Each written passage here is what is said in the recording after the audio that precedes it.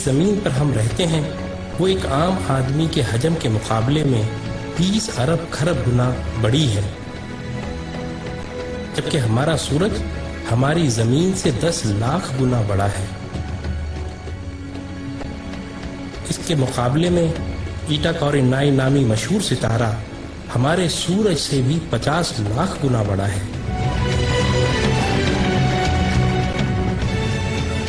اس کے بعد battle juice نامی ستارے کا نمبر آتا ہے جو ہمارے سورج سے 30 کروڑ گنا بڑا ہے۔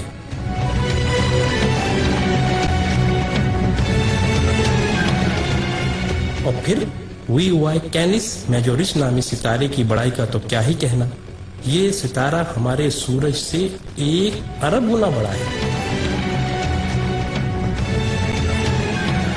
کیا آپ کو معلوم ہے کہ جس کہکشاں میں ہم رہتے ہیں اس کا نام ملکی وے ہے، اور ہماری صرف اس ایک کہکشاں میں ہمارے سورج جیسے 300 ارب سے زائد سورج موجود ہیں۔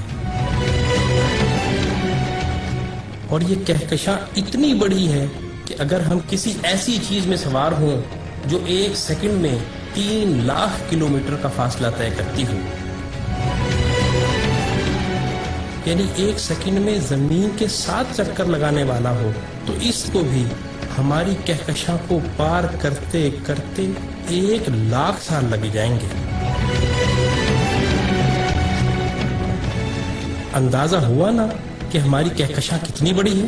لیکن نہیں، آئیں ہم آپ کو اپنی پڑوسی کہکشاں میں لیے چلتے ہیں جس کا نام اینڈرومیڈا ہے۔ وہ ہماری کہکشاں سے 2 گنی ہے، یعنی 2 لاکھ نوری سال وسیع و عریض ہے، لیکن یہ بھی چھوٹی ہے۔ M81 نامی کہکشاں ہماری کہکشاں سے 60 گنا بڑی ہے، جبکہ IC 1011 نامی کہکشاں ہماری کہکشاں سے 600 گنا بڑی ہے۔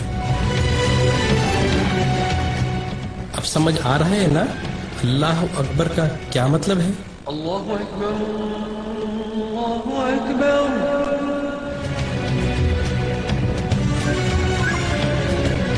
آئیں، ابھی یہ سلسلہ ختم نہیں ہوا۔ جیسے ستاروں سے کہکشائیں بنتی ہیں، آپ کو معلوم ہے کہ اسی طرح کہکشاؤں سے کلسٹر بنتے ہیں، اور جس کلسٹر میں ہماری کہکشاں واقع ہے اس کا نام ورگو کلسٹر ہے، اور صرف اس ایک کلسٹر میں 47,000 کہکشائیں ہیں۔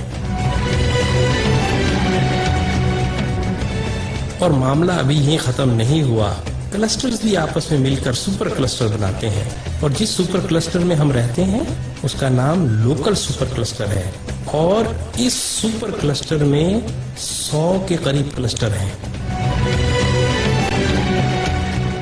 اور اس سپر کلسٹر جیسے کم و بیش 1 کروڑ سپر کلسٹر ہماری کائنات میں موجود ہیں، جو ایک عظیم جال میں معمولی نقطوں کی مانند نظر آتے ہیں،